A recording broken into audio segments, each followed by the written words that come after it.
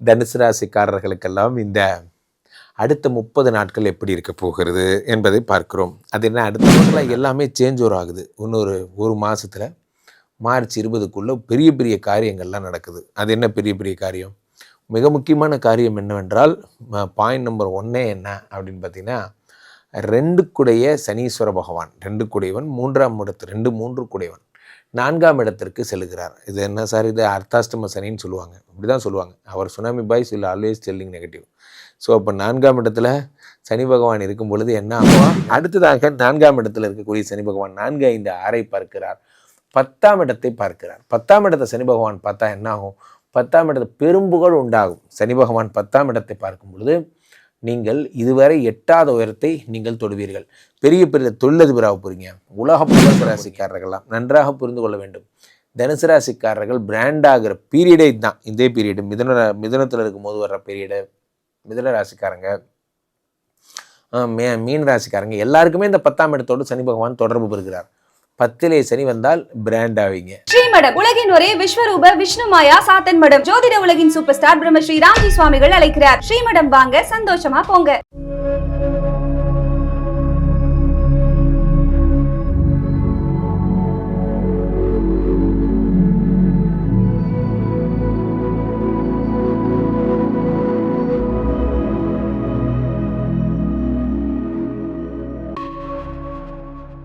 உலகெங்கிலும் இருக்கும் ஆன்மீக பரிகார நேயர்கள் அனைவருக்கும் வணக்கம். நான் உங்கள் ராம்ஜி.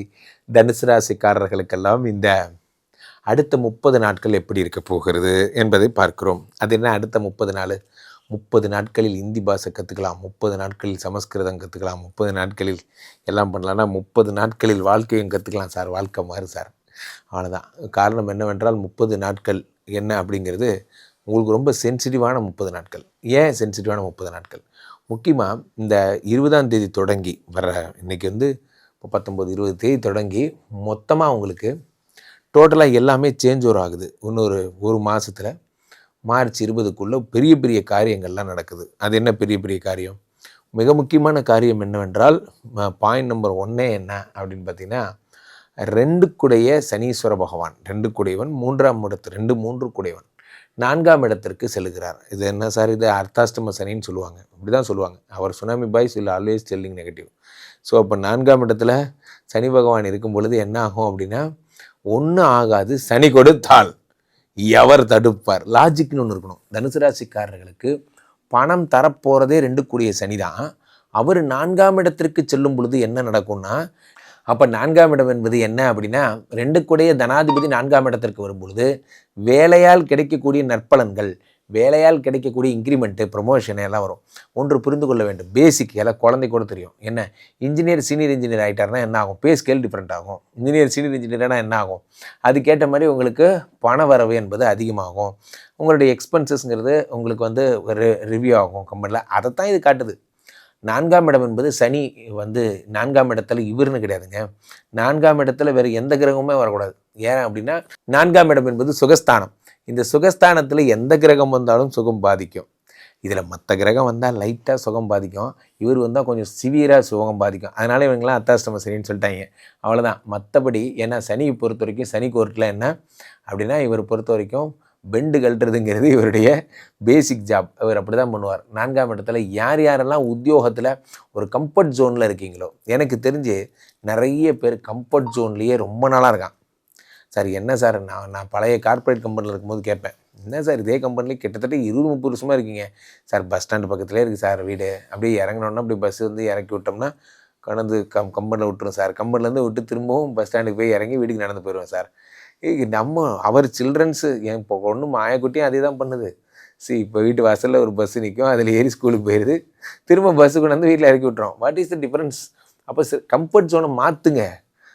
நமக்கு வந்து ஜாலியாக தான் இருக்கும். ஒரு கம்ஃபர்ட் ஜோன் இருக்கும் பொழுது, நிறைய ஐடி இளைஞர்களுக்கெல்லாம் இதை வருத்தத்தோடு சொல்கிறேன், ஒரு கம்ஃபர்ட் ஜோன் இருக்கும் பொழுது அவர்களை ஒரு கூண்டு வண்டி பிக்கப் பண்ணி கூட்டு போகுது, திருப்பி கொண்டு வந்து கூண்டு வண்டி விட்டுருது.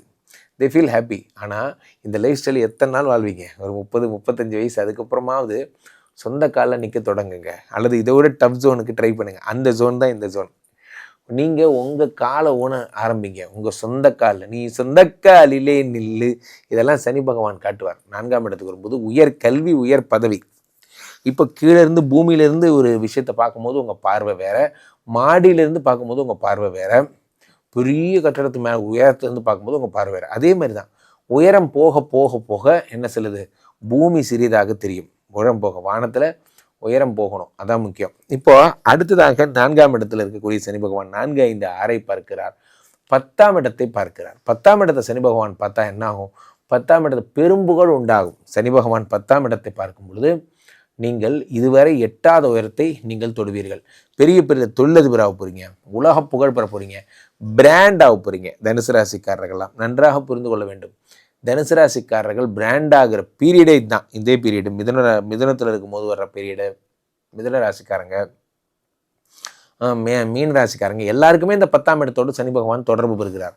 10லே சனி வந்தால் பிராண்ட் ஆவீங்க. அடுத்து உடம்பை பார்க்குறார், தனுசு உடம்பை பார்க்குறார். உடம்பை சனி பகவான் பார்க்கும் பொழுது என்ன ஆகுதுன்னா உடலில் ஒரு சக்தி என்பது கிடைக்கிறது. இதெல்லாம் நடக்குது. ஸோ அப்போது தனுசு ராசிக்காரர்களை பொறுத்த வரைக்குமே மிக பிரம்மாண்டமான விஷயங்கள்லாம் இந்த சனி பகவான் தரார். இந்த ஆள் 7ஆம் இடத்துக்கு குரு பகவான் என்ன பண்ணுறாரு, கல்யாணம் பண்ணி வைக்கிறதுக்கு ரெடி ஆகிட்டாரு. இத்தனை நாள் தனுசு ராசிக்காரர்களுக்கு திருமண யோகம் என்பது தள்ளி தள்ளி போயிட்டு இருந்தது. இனிமேல் திருமண யோகம் என்பது உடனே நடந்துடும். ஏன்னா 7ஆம் இடம் என்பது களத்திரஸ்தானம், 7ஆம் இடம் என்பது புதிய முயற்சிகள், 7ஆம் இடம் என்பது காதல், 7ஆம் இடம் என்பது இன்னோவேஷன், 7ஆம் இடம் என்பது பார்ட்னர்ஷிப்பு. இதெல்லாம் இந்த இடத்துல இருக்கக்கூடிய குரு பகவான் வக்கர நிவர்த்தி அடையும் பொழுது வாழ்க்கையிலே உங்களுக்கு அடுத்த படிநிலை என்பது கிடைக்கும். முக்கியமாக திருமணமாக போகுது, முக்கியமாக காதல் வரப்போகிறது. தனுசு ராசிக்காரர்களுக்கெல்லாம் காதல் வருகிறது. இந்த காதல் வரும் பொழுது என்ன ஆகும் அப்படின்னா உங்களுடைய வாழ்க்கை தலைகீழாக மாறும். ரொம்ப நாளாக எனக்கு பொண்ணே கிடைக்காம சுற்றிட்டு இருந்தேன் சார், இப்போ தான் சார் ஒரு வரன் கிடச்சிருக்கு. என்ன நீங்கள் பொண்ணு பார்க்க போயிட்டு வேணான்ட்டீங்க, அப்புறம் தனியாக லவ் பண்ண ஆரம்பிச்சிட்டிங்க சார். அந்த இடத்துல பெரியவங்களாம் இருந்தாங்க, அப்போ வேணான்ட்டோம். அதுக்கப்புறம் நாங்கள் லவ்வர்ஸாக மாறிட்டேன் சார். லவ்வில் எத்தனை வெரைட்டிடா. அதுக்கப்புறமா அந்த லவ்வை வீட்டில் சொல்லி ஓகே வாங்குறதுக்கு செவ்வாய் தோசை ஜாதகம் ரிஜெக்ட் ஆகிட்டாங்க. எனக்கு தெரிஞ்சு நிறைய பேர் செவ்வாய் தோசை சார் அதுக்கு முன்னாடி லவ் பண்ண ஆரம்பிச்சிருப்பாங்க. சார் மனசை கொடுத்ததுக்கப்புறம் செவ்வாய் தோசை மாதிரி ராகு தோசை மாதிரி சார். என்ன சார் ராம்ஜி சார் பண்ணுறது? பண்ணு, காதலுக்கென்று ஒரு தேவன் இருக்கிறான், அவன் நல்ல காதலை சேர்த்து வைப்பான். இப்பயும் சொல்கிறேன், உண்மையிலேயே உங்கள் ரியல் லவ் உண்மைன்னா பொறுத்தெல்லாம் பார்க்காதீங்க சார், போய் கல்யாணம் பண்ணிடுங்க, அவ்வளோதான்.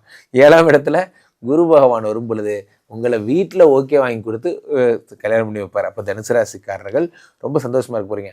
திருமணம் ஆக போகுது அடுத்த 30 நாளில். அடுத்த 30 நாளில் ஒர்க் ப்ரெஷர் அதிகமாகும். இருந்தாலும் ஒர்க்கில் சம்பளங்கிறது உங்களுக்கு அதிகமாக கிடைக்கும். பெரிய பிரச்சனைகள் என்று எதுவும் இல்லை. இங்கே ஸ்தாபிதம் செய்யப்படுகிறார் விஷ்ணுமாயா. அது தமிழ்நாட்டில் இங்கே போரூர் கார்டன் ஃபெஸ்டிவலில் ஸ்ரீமடத்தில் மட்டும்தான் இருக்கிறது. வேற எங்கேயும் இவருக்கு ஆலயங்கள் கிடையாது. நம்மளுடைய வேலை இல்லை, குழந்தை இல்லை, நமக்குடைய எதிர்காலம் கேள்விக்குறியாக இருக்குது, கள்ள தொடர்பு, ஏமாற்றம், துரோகம் போன்ற பிரச்சனைகளுக்காக ஸ்பெசிஃபிக்காக பண்ணுற ஒரு ஹோமம். இந்த ஹோமம் 48 நாள் தினமும் பண்ணுறோம். இப்போ நீங்கள் புக் பண்ணுறீங்கன்னா இன்னிலிருந்து 48 நாள் இந்த ஹோமம் பண்ணி உங்களுக்கு அந்த பிரச்சனைகளை சேலஞ்சிங்காக சரி பண்ணி தரோம். ஸோ விஷ்ணுமாயா சாத்தனுடைய ஆலயத்திற்கு நீங்கள் வாருங்கள், இந்த ஸ்ரீமடத்திற்கு வாருங்கள், வந்து இந்த ஹோமத்தில் கலந்து கொள்ளுங்கள். இதை பற்றி தரவுகள் கீழே போயிட்டு இருக்க நம்பரை கேட்டு தெரிஞ்சு புக் பண்ணிக்கிட்டு இந்த ஹோமத்தில் நீங்களும் பங்கெடுக்கலாம்.